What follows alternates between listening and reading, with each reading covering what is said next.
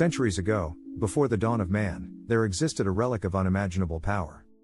Hidden deep within the caverns of Mount Eresh, it was known as the Scepter of the Fallen, an artifact forged in the heart of a dying star by the angels themselves.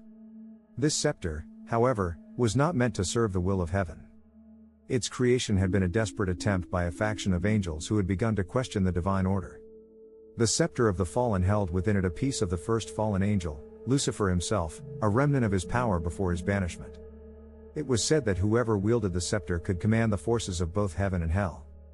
But there was a price to pay. Only those who could withstand the burden of such power would survive.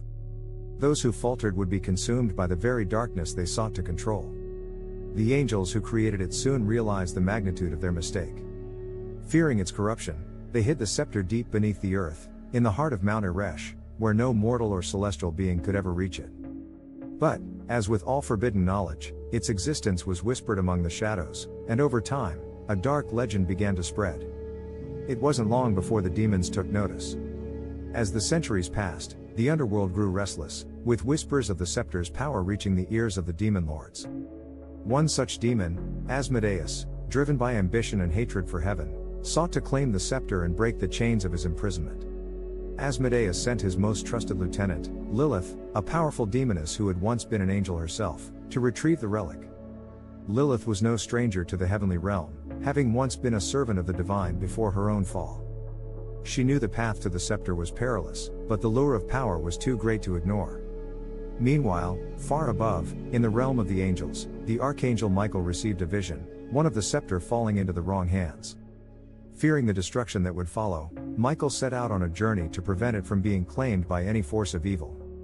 The fate of the scepter rested in their hands, but neither knew of the third party that had entered the fray, the mortal Ezekiel, a scholar and descendant of an ancient bloodline that had once served the angels.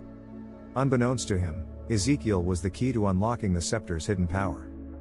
But as the demons and angels closed in on the relic, Ezekiel's fate would become intertwined with theirs in ways he could never have imagined. Asmodeus, Michael, and Lilith all converged on Mount Eresh, but they were not prepared for what awaited them. The scepter, long dormant, had been waiting for a worthy soul to come forth. And it would not bend to the will of any of them without a terrible cost. The battle for the relic of the fallen would not only determine the fate of the mortal world but could tip the scales of the eternal war between heaven and hell. Ezekiel would be faced with a choice that would challenge everything he had believed about good and evil, light and darkness. Would the scepter fall into the hands of the righteous, or would it be claimed by those who sought to bring ruin to the world? The answer would lie in the heart of a mortal man, caught between two immortal forces, with the power to reshape reality itself.